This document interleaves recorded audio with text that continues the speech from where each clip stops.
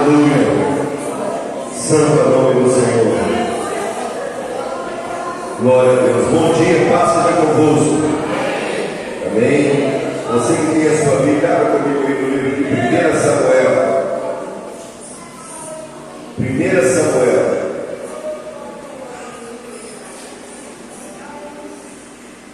Aleluia. Glória a Deus. 1 Samuel capítulo 7.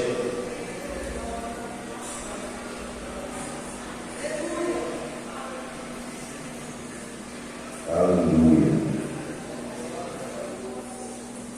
Glória a Deus, aleluia. 1 Samuel capítulo 7.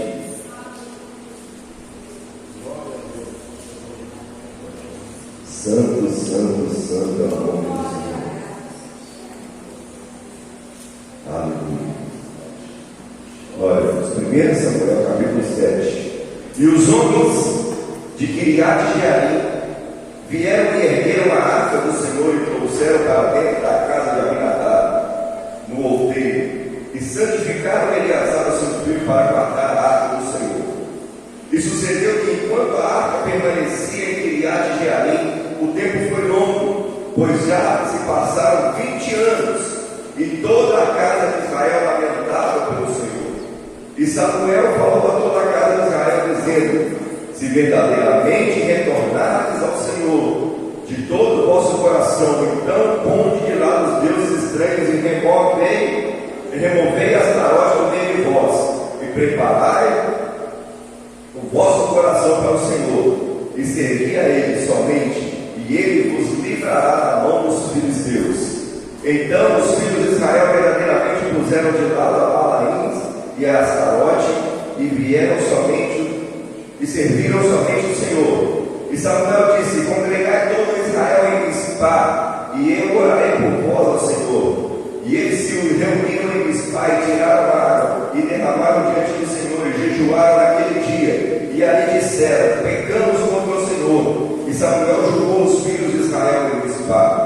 Enquanto os filisteus ouviram que os filhos de Israel estavam reunidos em Mispá, os senhores dos filisteus subiram contra Israel. E quando os filhos de Israel ouviram aquilo, ficaram com temor dos filisteus. E os filhos de Israel disseram a Samuel: não cesse de clamar por nós ao Senhor nosso Deus, para que Ele nos salve da mão dos filisteus. E Samuel tomou um cordeiro que ainda mamava e ofereceu inteiramente como oferta queimada ao Senhor. E Samuel clamou ao Senhor por Israel, e o Senhor o ouviu.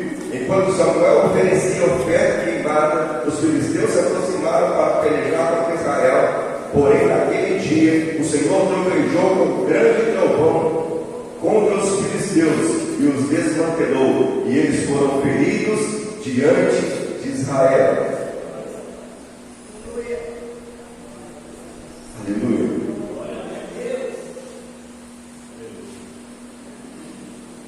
E os homens de Israel saíram de Mispá e perseguiram os filisteus e os feriram até eles chegarem abaixo de Bet-Car. Então tomou Samuel a pedra e a colocou entre Mispá e Sem, e chamou seu nome de Ebenezer, dizendo: até aqui nos ajudou o Senhor. Glória a Deus. Pai, em nome de Jesus, nós queremos que o Senhor nos revele a tua palavra, nos revele, Pai, aquilo que nós precisamos, ó Deus, saber acerca da tua palavra. Que o Senhor venha manifestar, ó Deus, em nós a tua graça, o teu poder. Que o Senhor venha nos ensinar essa manhã, em nome de Jesus. Amém. Pode sentar no seu lugar, Deus. Nós temos um texto longo, mas precisava ser lido por inteiro para você entender o contexto. Israel havia perdido uma batalha para os filisteus. Israel tinha sido vencido pelos filisteus. E os filisteus, quando venceram Israel, eles tomaram a arca da aliança e levaram com eles como despojo de guerra. E a arca da aliança, naquela época, para o povo de Israel, simbolizava a presença de Deus.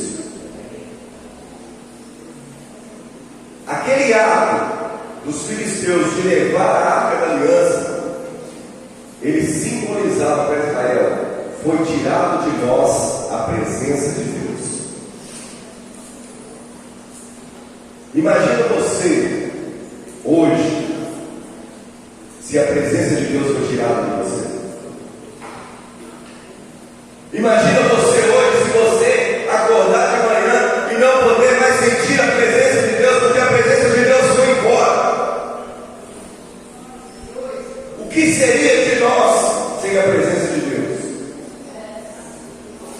O que seria de mim se a presença de Deus não estivesse sobre a minha vida todos os dias? Mas isso foi o que aconteceu com o povo de Israel. E quando eles perderam a presença de Deus, eles perderam a sua identidade espiritual. E eles começaram então a adorar a muitos outros deuses. Eles começaram a buscar em outros deuses aquilo que a presença de Deus trazia para eles. E eu quero te dizer uma coisa nessa manhã: se a presença de Deus sair da nossa vida, em nenhum outro lugar nós vamos achar nenhuma presença que substitua essa. Nenhuma outra pessoa, nenhum outro ser é capaz de nos dar aquilo que a presença de Deus traz para nós. E o povo de Israel ficou perdido sem a presença de Deus. Assim como eu e você ficariam se perdêssemos dela, sem saber o que fazer, para onde correr.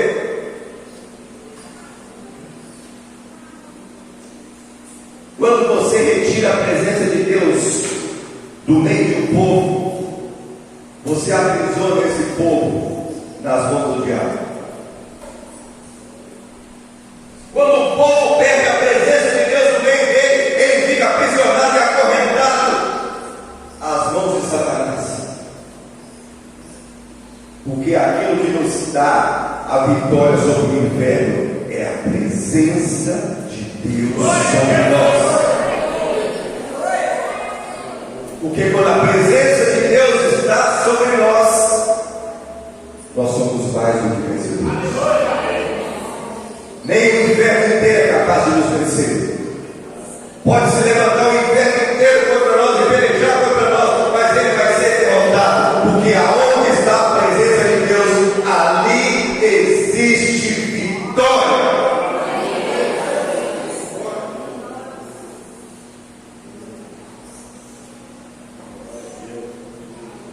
E a arca foi tirada do povo de Israel e foi levada, e ficou durante 20 anos longe de Israel. 20 anos.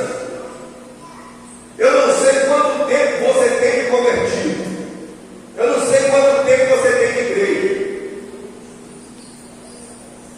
Eu tenho 47 anos de igreja. E eu quero te falar uma coisa: se desses 47 anos eu estivesse sem a presença de Deus, eu estaria fulminado durante 20 anos. Se dos 47 anos, durante 20 anos, a presença de Deus não estivesse na minha vida, eu estava fulminado. E você?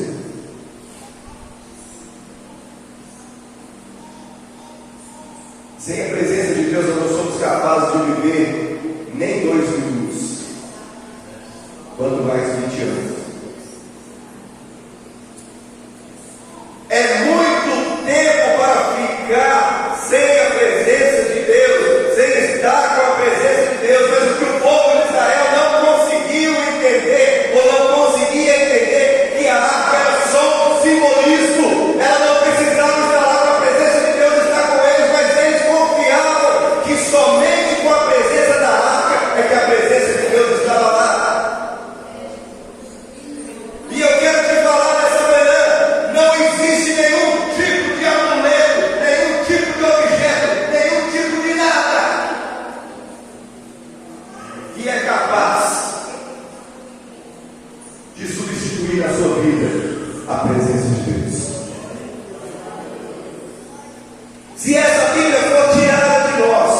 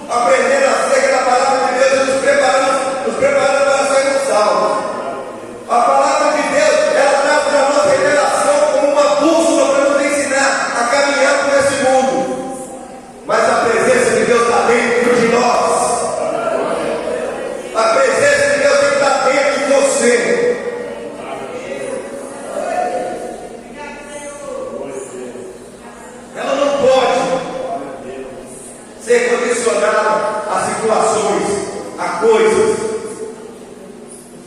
A presença de Deus, ela tem que estar dentro de você.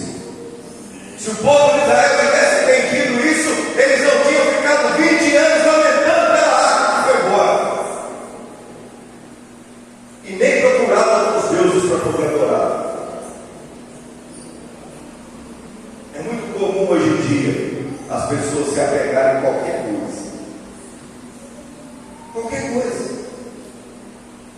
Se alguém chegar para você e falar, olha, esse copo d'água aqui,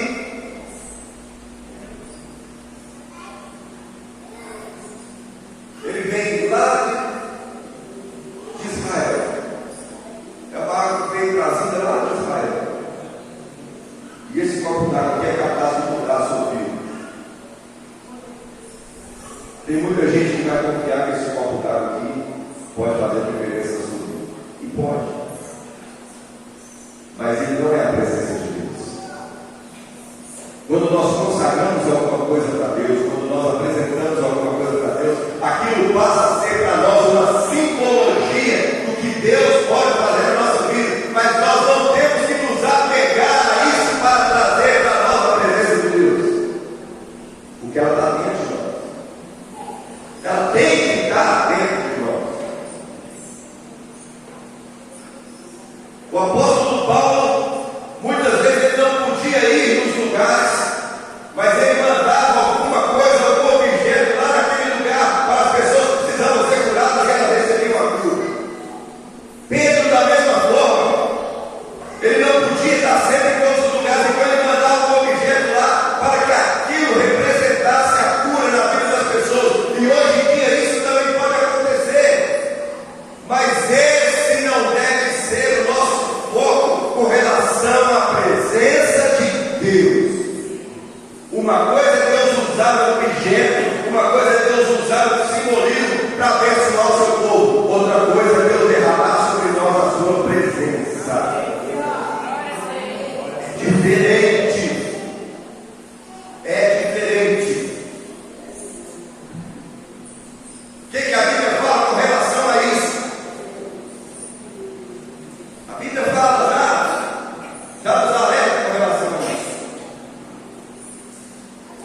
Uns confiam em carros, outros em cavalos, mas nós faremos menção ao Senhor dos Exércitos.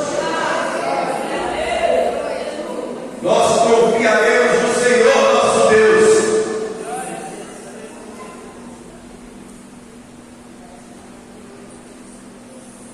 E o povo estava lá em Israel, ao invés de se humilhar, de buscar a presença de Deus e tentar trazer para si novamente a presença de Deus, o que o povo estava fazendo?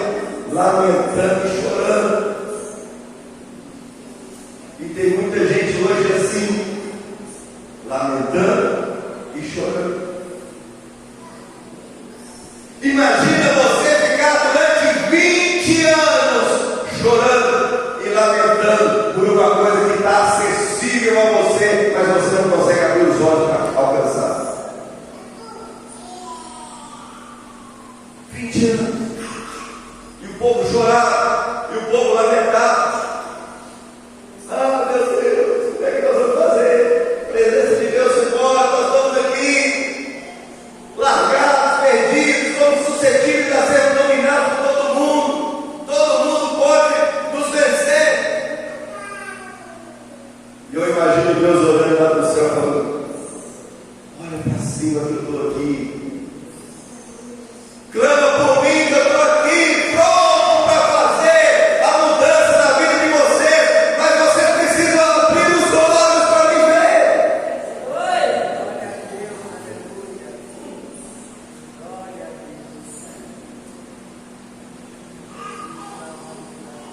Eu preciso que vocês entendam que a minha presença com vocês não está condicionada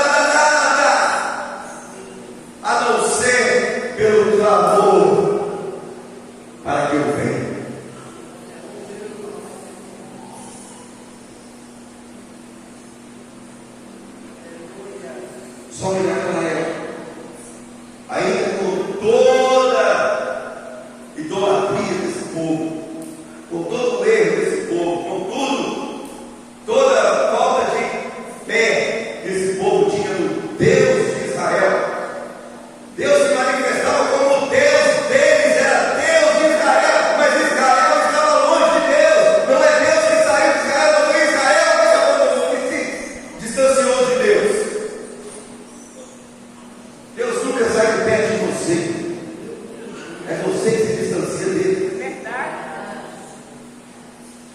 É você, é eu, sou eu, somos nós que saímos e nos distanciando da presença de Deus. Ele disse que estaria conosco todos os dias,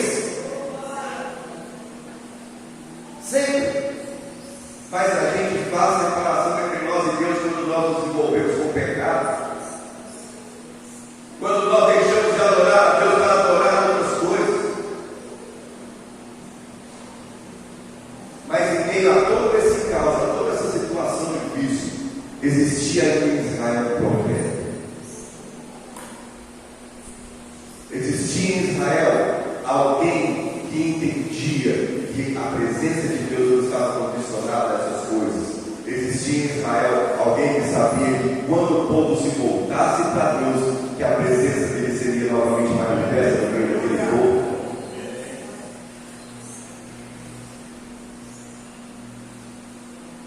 O homem que foi concebido por uma mulher estéril, que não podia ter filhos, e ela foi ao templo e clamou ao Senhor, pedindo que Deus a desse filhos, e Deus a deu um filho. E como ela tinha prometido que ela foi lá e levou o seu filho lá no templo para o sacerdote, falou: está aqui o meu filho, ele vai servir ao Senhor. E esse menino foi instruído na palavra de Deus, e hoje não mais um menino, hoje um homem em Israel. Ele era o profeta que traria para aquele povo novamente a sensibilidade para que a presença de Deus fosse manifesta. Ele era um improvável, porque ele não poderia ter nascido, porque a sua mãe era estéril. Mas Deus usa os improváveis para mostrar para todo mundo que Ele é Deus. Samuel não poderia ter nascido, porque a sua mãe não podia dar luz, mas Deus já tinha escrito lá no céu: esse menino vai nascer por essa mulher, e ele vai ser instruído, e ele vai ser ensinado, e um dia ele vai trazer novamente a minha presença para o meio do povo de Israel.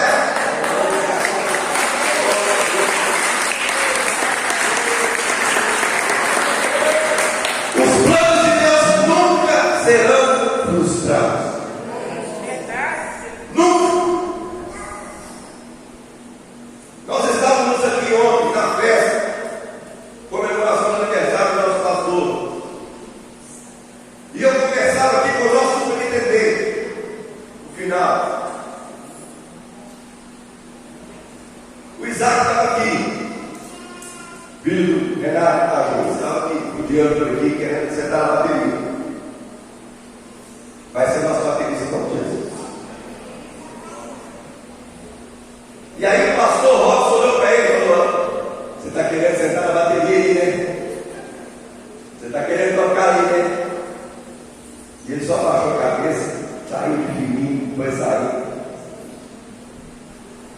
Aí eu falei para o pastor Robson: esse menino aí, essa criança,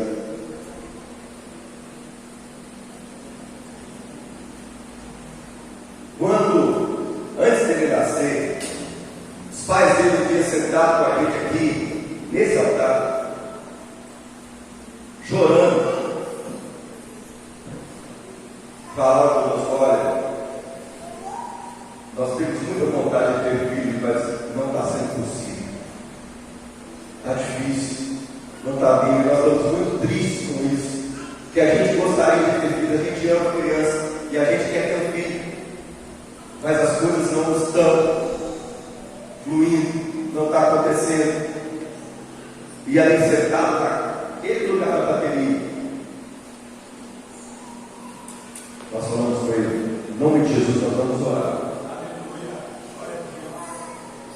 no ano que vem você vai estar com os filhos nos braços. Foi assim que foi a... E nós oramos e pedimos a Deus e clamamos pelo Senhor.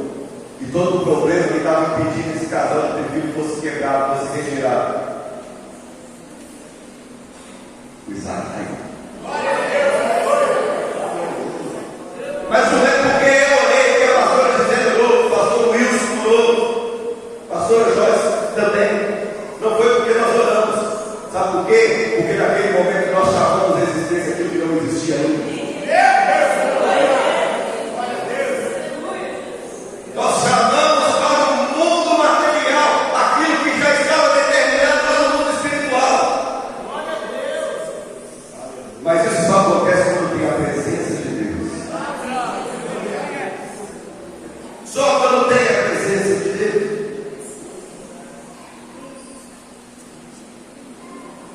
E aí o povo de Israel lá lamentando, chorando.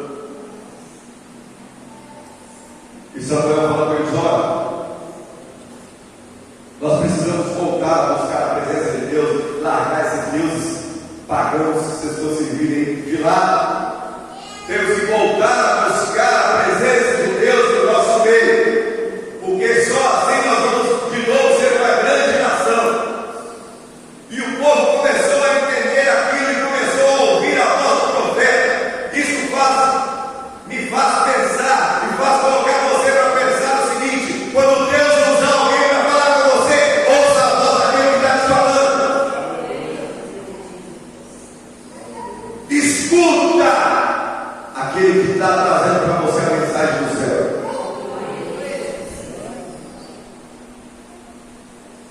E aí, Israel marchou, foi lá onde a arca estava escondida e trouxe a arca para a casa de Abinadab.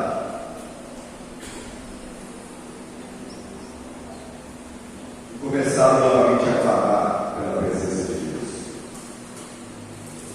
Mas olha só, eu e você, quando buscamos a presença de Deus, nós temos que ter consciência de uma coisa: o diabo não vai deixar que isso aconteça facilmente na nossa vida. Ele vai se levantar. Ele não quer que eu e você tenhamos a presença de Deus na nossa vida. Ele não quer que eu e você tenhamos Deus andando próximo a nós. Ele vai se levantar. E o diabo se levantou lá no povo, no meio dos filisteus. E eles ficaram sabendo que a arca estava sendo transportada e que iria para a casa da Abinadab. E o povo então se reuniu, o exército se reuniu, os filisteus, e marchou em direção ao povo de Israel para novamente derrotá-los. Certamente eles pensaram: nós já fizemos isso uma vez, a segunda vez vai ser mamão com açúcar.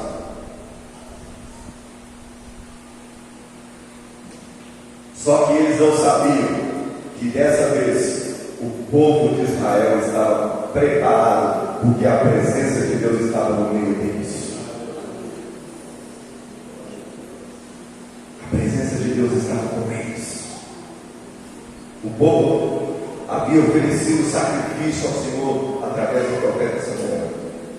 O povo havia jejuado, orado, se voltado novamente ao Senhor. E quando o exército dos filisteus chegou diante daquele povo, Deus trovejou. A Bíblia fala que Deus trovejou no meio daquele povo. Vocês conseguem imaginar o que é isso? O que é Deus trovejar no meio do povo?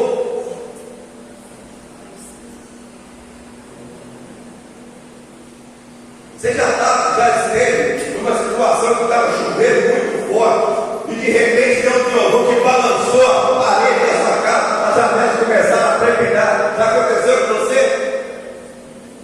Agora imagina Deus fazendo isso no meio do povo. Quando Deus trovejou no meio daquele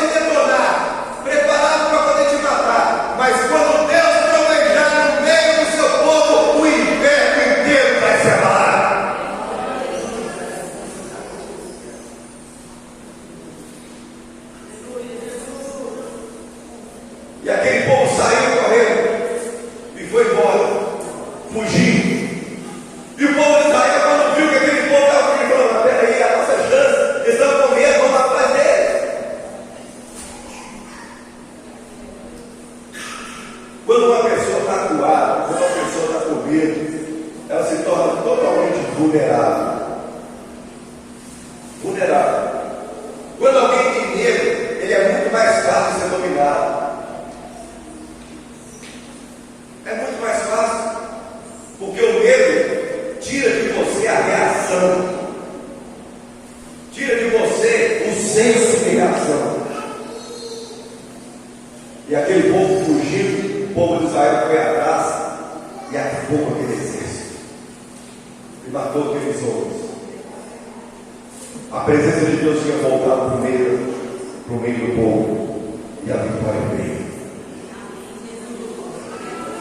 Eu acho que você entendeu. A presença de Deus voltou para o meio do povo de Israel. E a vitória veio.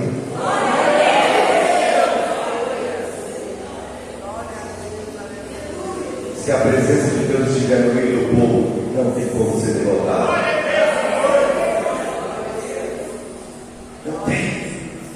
Por mais difícil que a situação pareça, não tem como ser derrotado.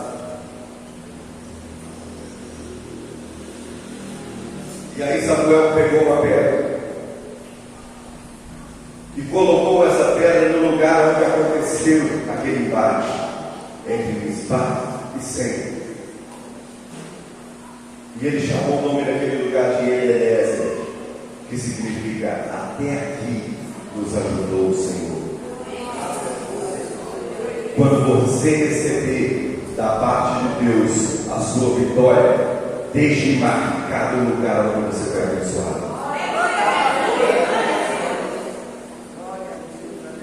Para que outras pessoas, ao passar por ali, vão ver a marca da promessa que Deus cumpriu na sua vida.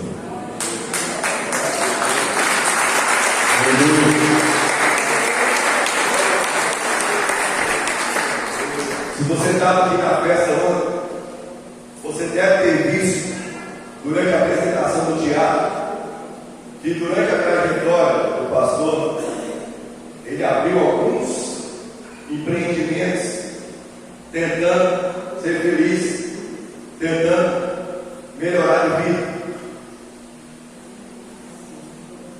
Você tem estado aqui, viu, né? Abriu uma vidraçaria, abriu uma casa de ração e outras coisas.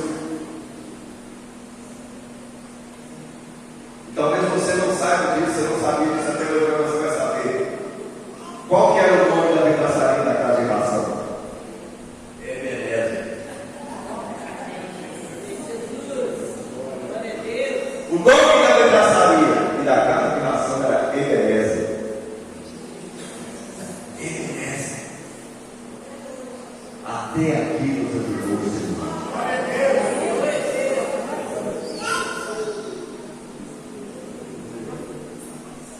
Eu quero te falar uma coisa para nós fecharmos, para nós concluirmos essa palavra. Não deixe que nada roube de você a presença de Deus no seu vida. Não deixe que circunstâncias façam você abandonar ao Senhor para que a presença de Deus saia da sua vida. Não condicione a presença de Deus na sua vida a situações, a coisas, a objetos, a pessoas. A presença de Deus está dentro de você, independentemente daquilo que está ao seu redor. E quando você tiver consciência disso, enquanto você agir dessa forma, Deus vai abençoar a sua casa, Deus vai abençoar a sua família, Deus vai mudar a sua história, e você